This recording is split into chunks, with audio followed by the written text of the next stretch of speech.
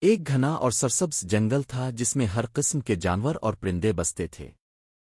اس جنگل کا سب سے خوبصورت پرندہ ایک مور تھا جس کا نام رنگین تھا۔ رنگین کا پرندوں میں کوئی ثانی نہیں تھا، اس کے پر اتنے خوبصورت اور چمکدار تھے کہ ہر جانور اور پرندہ اسے دیکھ کر حیران رہ جاتا تھا۔ مور کی خوبصورتی کی شہرت پورے جنگل میں پھیل چکی تھی۔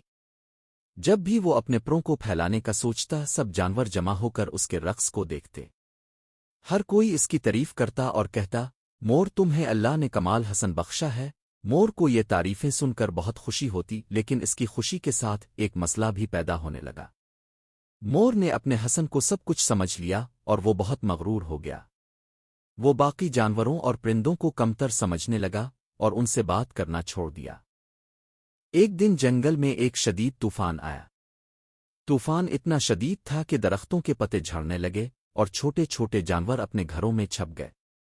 مور بھی ایک درخت کے نیچے پناہ لینے کی کوشش کرنے لگا، لیکن اس کے بھاری اور لمبے پر اسے کہیں چھپنے نہیں دے رہے تھے۔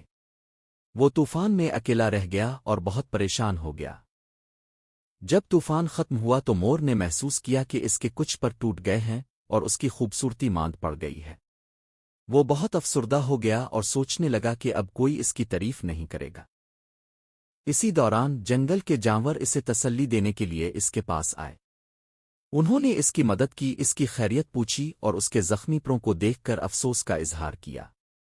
مور نے ان جانوروں کی مدد اور محبت کو دیکھ کر شرمندگی محسوس کی۔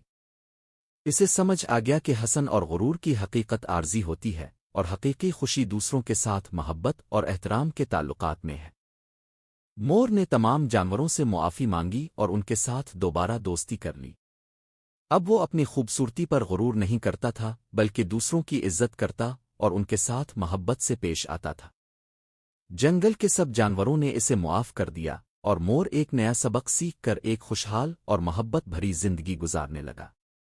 کا سبق یہ ہے کہ حسن اور غرور عارضی ہیں، لیکن محبت اور دوستی ہمیشہ باقی رہتی ہے۔ ہمیں اپنے حسن پر فخر کرنے کے بجائے دوسروں کے ساتھ محبت اور احترام سے پیش آنا چاہیے۔